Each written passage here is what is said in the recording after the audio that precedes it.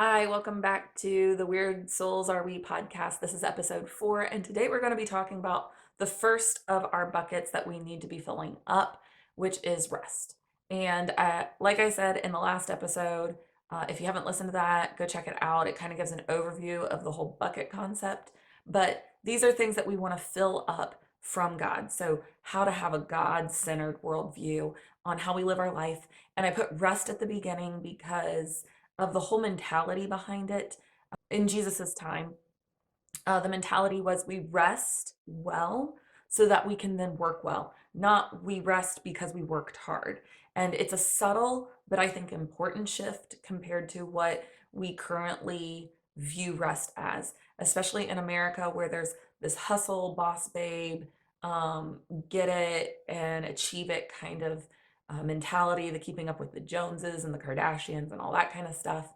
With that kind of a mentality in our culture, rest doesn't seem very important. There's lots of arguments out there that Sabbath was really something for the Jews, which it was established for the Jews.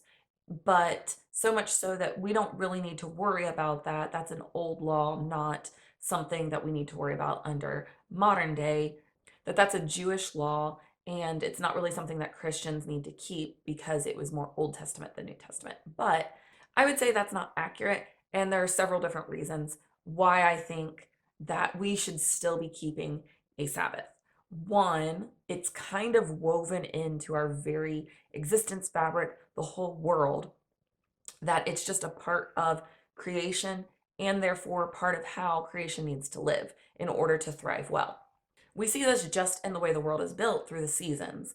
There's all four seasons, so things live and then things die. But you can also think of winter as a time of rest for a lot of seeds, a lot of plants, different things like that. They're resting before they go on to grow and produce again.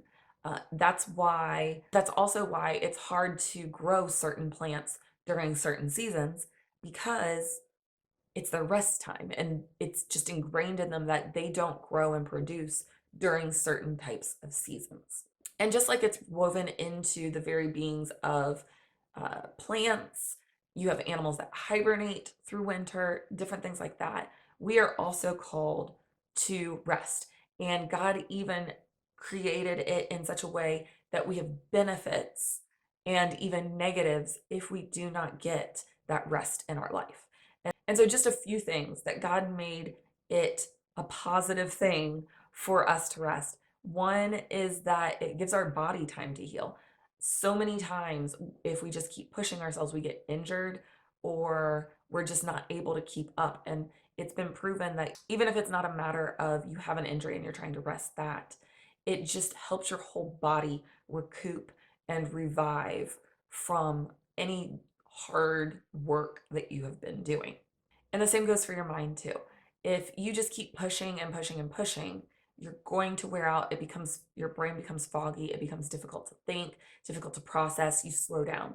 And there's so much research to prove that you have to give your brain a break or you greatly reduce your function. There's research out there that shows that somebody that works 60 plus hours a week doesn't necessarily get that much more done than somebody that's working 40 hours a week. And it's because they're not giving themselves time to recoup. So their body and their mind start slowing down. There's plenty of research out there, especially around the concept of white space, that it also improves your creativity and your ability to come up with new ideas, just being able to rest. But one of the things that I've recently found out that I think is even more impactful to the fact that we need to rest is a quote that I'm going to read you from the book Ruthless Elimination of Hurry. And this is one that I read recently. Well, I guess it's not recently now. I think it's been a year or more. It's about a year, I think, since I've read this book. And it's probably about time for me to go back and reread it because it's one of those books that you can only take so much. So rereading it always gives you a new thing that you're like, oh, I should do that. Uh, but it's this whole concept of getting rid of this culture of constantly being at the top of your game and performing highly and all this stuff. And what does it mean to actually have a Sabbath and live a life more Jesus centered because you don't really see Jesus speeding through things or in a hurry to get places.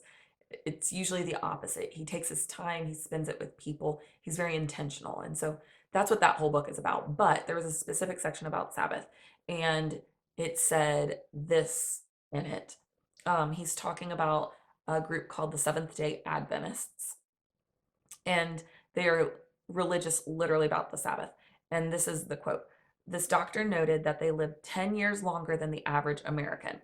I did the math. If I Sabbath every 7 days, it adds up to, wait for it, 10 years over time, almost exactly. So when I say Sabbath is life giving, that's not empty rhetoric.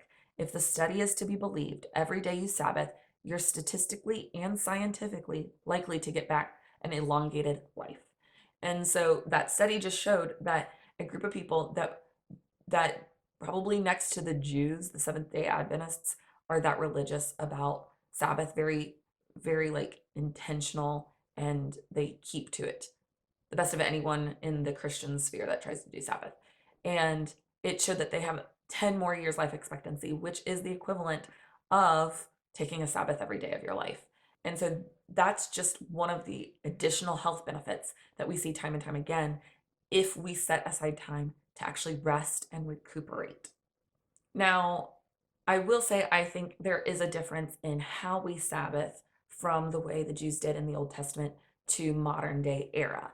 But there is a necessity for us to add Sabbath rest. And to me, that always meant, oh, well, I'm going to lay around, watch Netflix, not do much of anything. And sometimes maybe that would be a part of it, but Sabbath was really a time to completely set aside in focusing your attention on God. For the Jews, it was a time to put away all the work and only spend time with your attention towards God. So, if we need a full day of Sabbath rest, if that is still a part of our life, what does that actually look like? And I think there is a difference between what the Jews did and how they observed Sabbath and what it looks like for us as Christians following Jesus. I don't think it's as legalistic.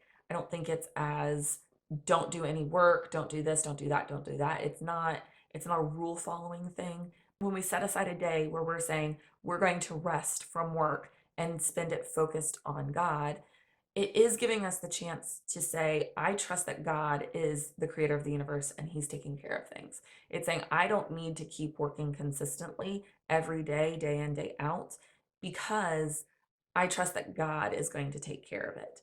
And so this is one step into deepening our relationship with God and trusting him, is by saying, for one day, I'm going to give up being in control. I'm going to give up trying to make everything work. And I'm going to give it over to God and say, I trust that he is going to take care of things. So, some of the things that we see Jesus doing in the Bible is spending time with his disciples. We know that he was with them at different points on the Sabbath. The Pharisees got really mad about what Jesus and his disciples were doing on Sabbaths, but they were usually together. They were in the temple, so they were spending time learning about God. Uh, Jesus also spent time away in the gardens, resting and spending time just one on one with God. So, those are three different kind of categories you can look at and start saying, okay, so if that's how Jesus was resting and spending time away in a non legalistic way, how does that translate into my life? So, if that's how Jesus was spending time on Sabbaths and spending time resting, how does that translate into my life? So, I think the first thing uh, is being intentional and trying to create a habit around it. So, for Jesus, it was very habitual already. Seventh day was Sabbath. That's how every Jew grew up in that era. Like, that was just a part of what they did. And so, it was already very habitual for him. For us, modern day American Christians, not so much a habit. So, one of the things that came out of reading Ruthless Elimination of Hurry, I did it with a group of people, is starting small. So, finding either an hour, an afternoon, something like that, that you can say, okay, I can at least give up this amount of time for rest. I can give up working and doing stuff in this amount of time uh, to set it aside for rest with God. And so really focusing in on when is that going to be in my calendar and setting it as an appointment, just like you would anything else that's important, and blocking off that time. I kind of fell out of the habit a little bit of having like part of an afternoon as like Sabbath time set aside for me, uh, because we also had babies at that time, and my husband, we're still talking through Sabbath as a family vibe. We might be good with it during the summer because we have a pool and we'll just want to lay in the pool all the time.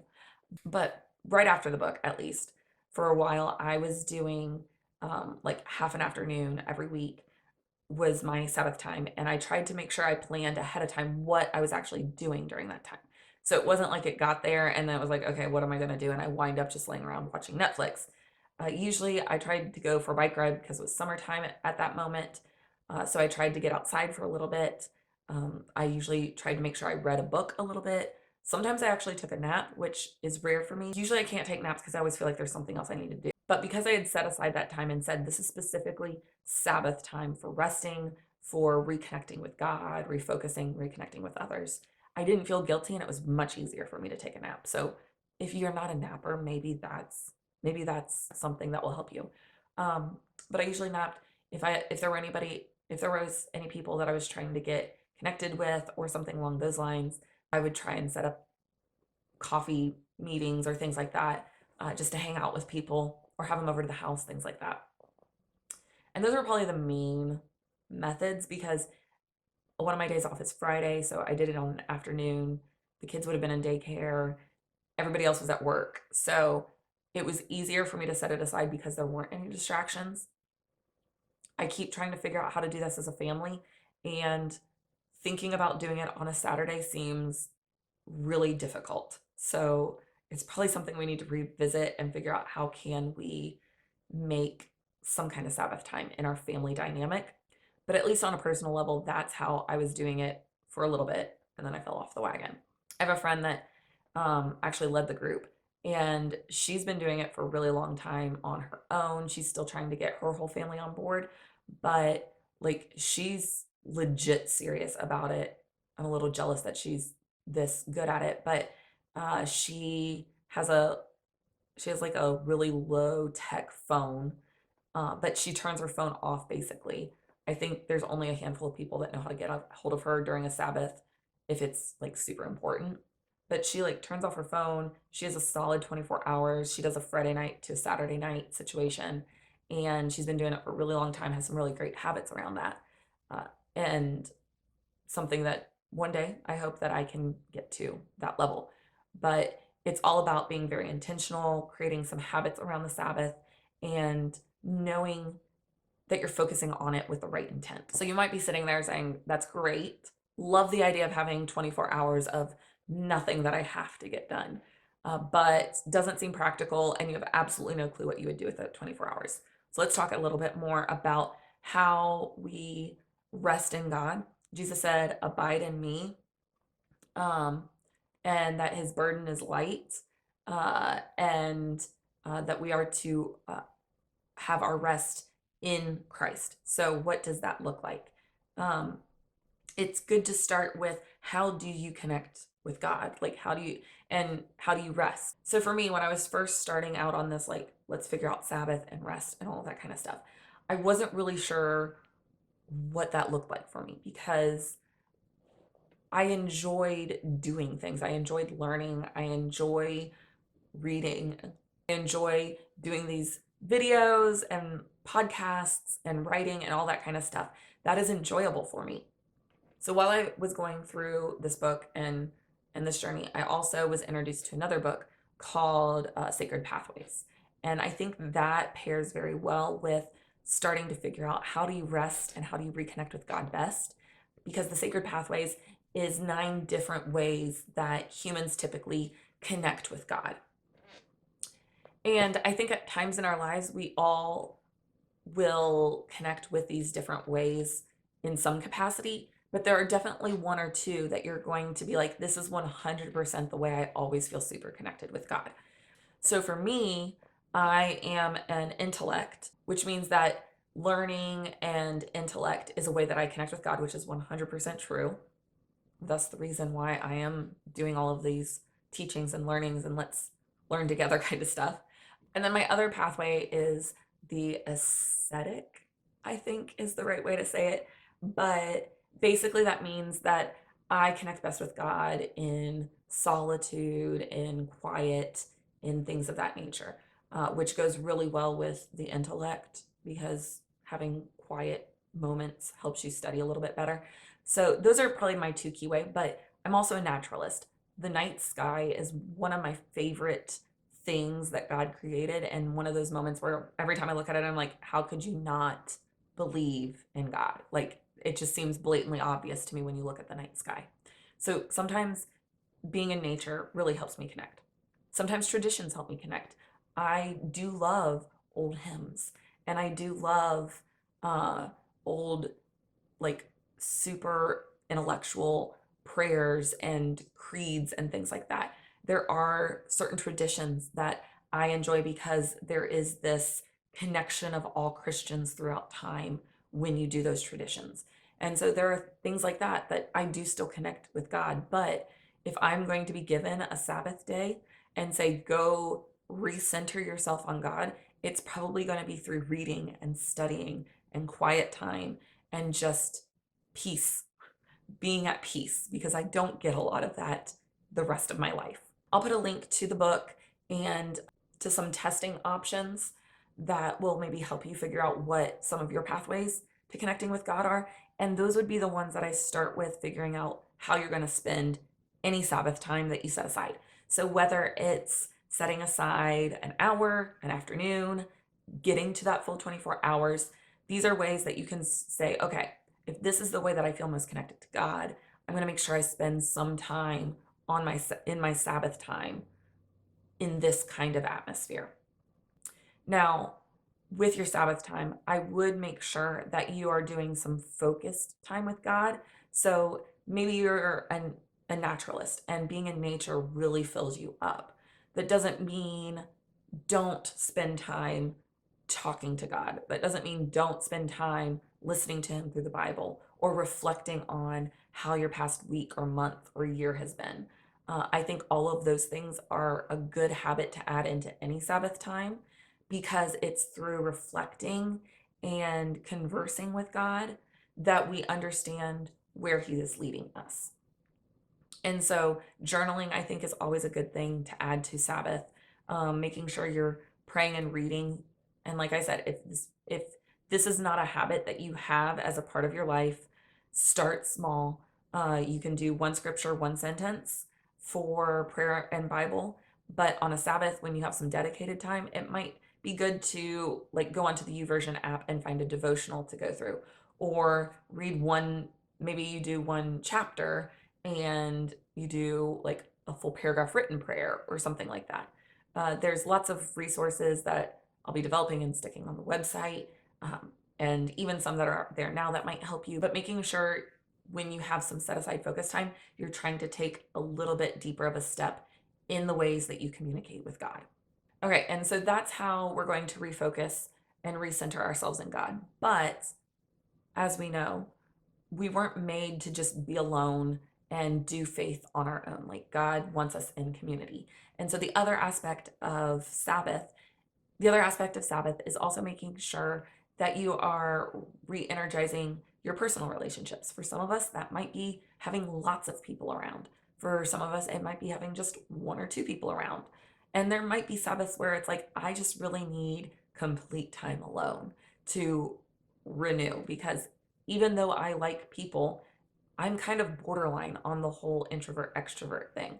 So there are moments where I'm like, nobody talk to me. Just, I don't want to hear any other human voices for a hot second.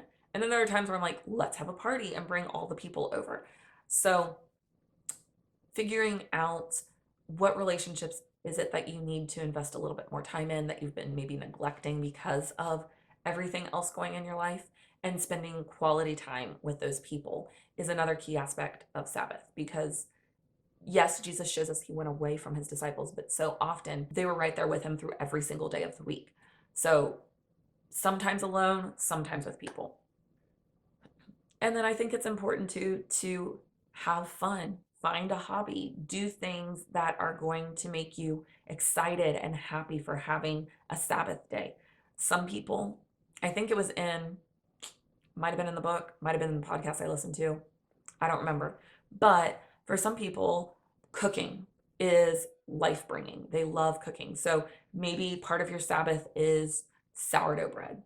That's something that I would love to make a part of my life, uh, even if it's not every single week. But that is a hefty process that requires time and focus and can give you something to be excited about if that's up your alley. Some people are like, that sounds like the worst thing in the world. So don't do that. But find the hobby or the activity that is going to make you excited about the time that you're setting aside. Maybe it's riding your bike. Maybe it's doing a new craft. Maybe it is going to the library or a coffee shop and just sitting there in that atmosphere that you love.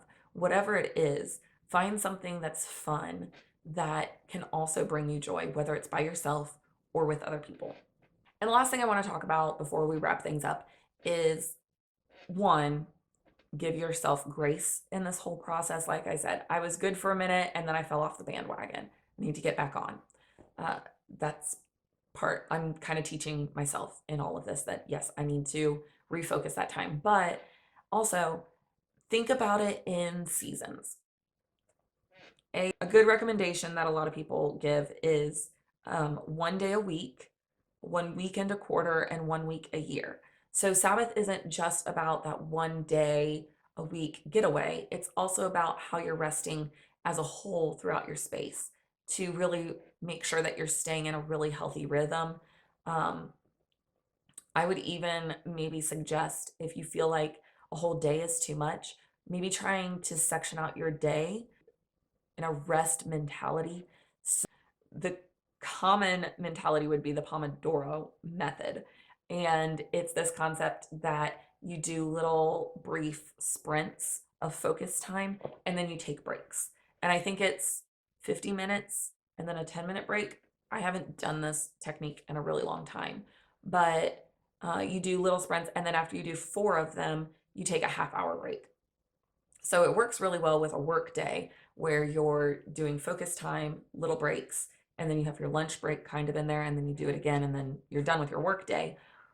But even on off days, even when you're not doing work, even if you work from the home and it's not like a work office setting for what you do, you can still set aside in your day little moments that it's like, okay, whole day, a whole 24-hour span is probably not going to work for me, but I can do 50 minutes and then I'm going to rest for 10, and then 50 minutes and then rest for 10.